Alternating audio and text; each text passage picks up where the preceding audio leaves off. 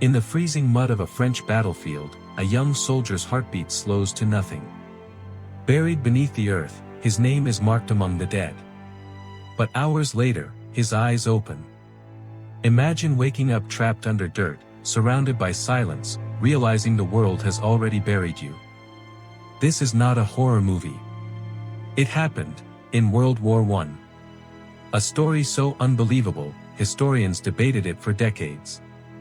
The tale of Private Thomas Creed, the soldier who quite literally escaped death, from his own grave.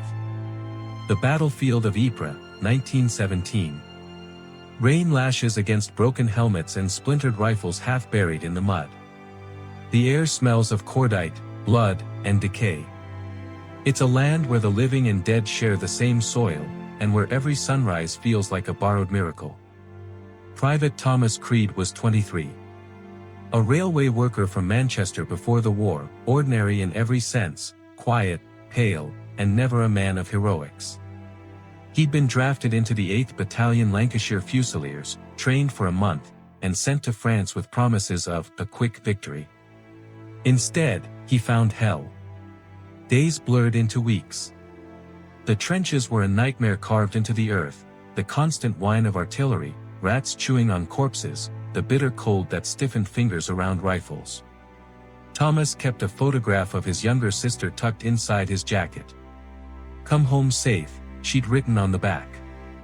On October 12, 1917, his unit received orders to advance toward Passchendaele Ridge. The plan was simple: push the line forward by a few hundred yards. But the ground was waterlogged and unstable. Men sank knee-deep into mud that swallowed boots whole.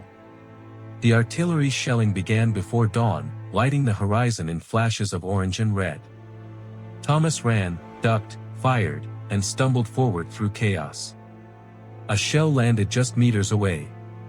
The explosion threw him into the air, his helmet spinning off, his body crashing hard against the muddy slope. Shrapnel tore into his shoulder. When he tried to move, his vision blurred. He gasped, coughed blood, and then everything went black. Hours later, stretcher-bearers swept through the field. They checked for survivors, a pulse here, a breath there. When they reached Thomas, his face was caked in mud, his skin cold. They felt no heartbeat. Another casualty.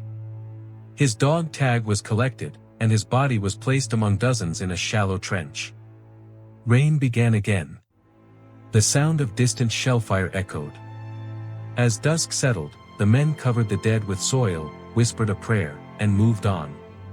But under that thin layer of earth, Thomas Creed wasn't gone.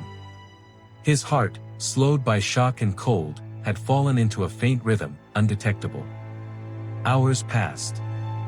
Then, as lightning struck nearby, his body jolted. His lungs fought for air. Dirt filled his mouth. Instinct took over. He clawed upward through the mud, fingers trembling, blood mixing with rain.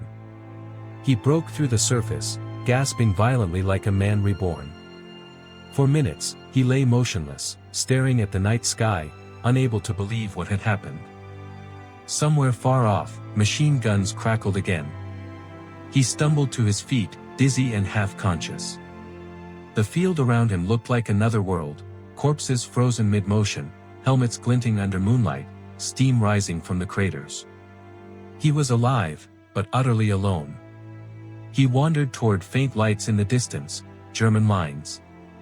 He collapsed again, losing consciousness in a shell hole. When he woke, dawn had come, and a German patrol stood over him. One soldier shouted, another raised his rifle. Thomas tried to speak, but no words came out.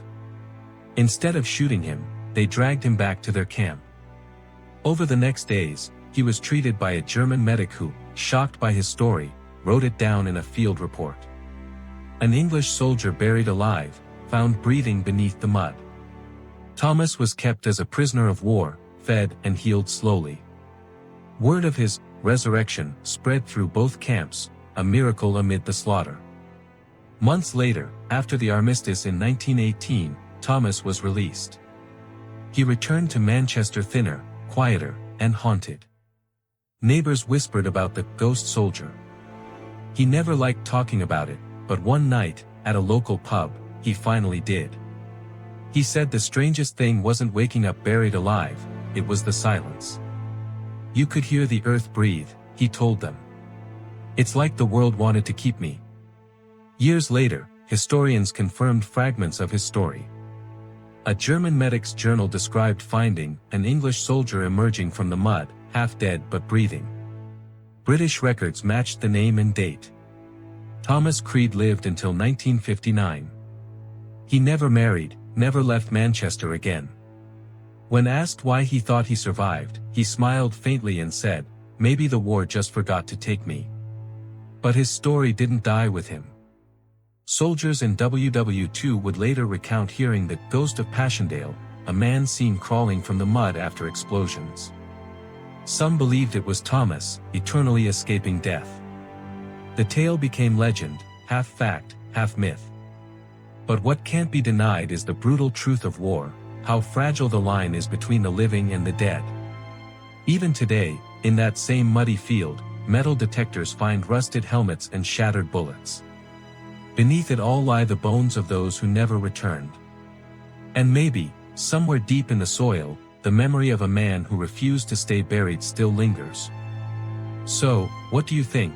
Was Thomas Creed truly spared by chance, or was it something beyond human understanding? Comment your thoughts below, and tell me, if you woke up buried alive, would you fight to escape, or accept your fate?